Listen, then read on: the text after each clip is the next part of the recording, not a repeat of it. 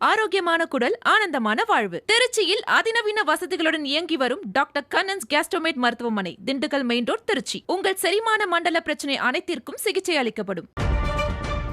தமிழகத்தில் நடிகர் விஜயின் தமிழக வெற்றிக் கழகத்துடன் கூட்டணி அமைக்க பாஜக எந்த முயற்சியும் எடுக்கவில்லை என்று மத்திய உள்துறை அமைச்சர் அமித் ஷா தெளிவுபடுத்தியுள்ளார்.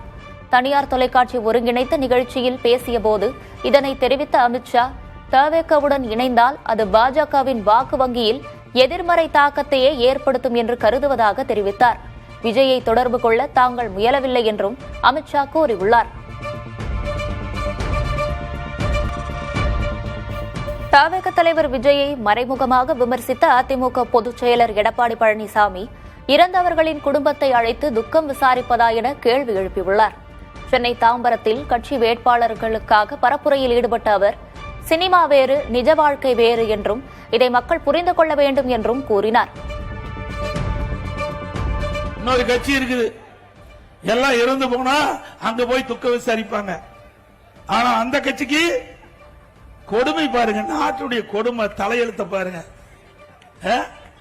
எதுக்காக வந்து இறந்தாங்க, ஏன் இறந்தாங்க, அந்த குடும்பத்தை இங்க வரவழைச்சு அனுதாபம் சொல்றாங்களாம்.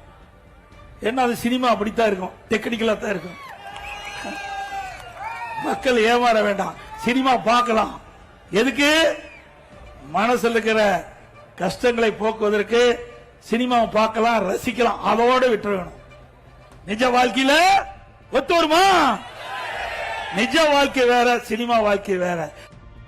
ஆரோக்கியமான குடல், ஆனந்தமான வாழ்வு. திருச்சியில் அதிநவீன வசதிகளுடன் இயங்கி வரும் டாக்டர் கண்ணன்ஸ் கேஸ்ட்ரோமேட் மருத்துவமனை, திண்டுக்கல் மெயின் ரோட், திருச்சி. உங்கள் செரிமான மண்டல பிரச்சனை அனைத்திற்கும் சிகிச்சை அளிக்கப்படும்.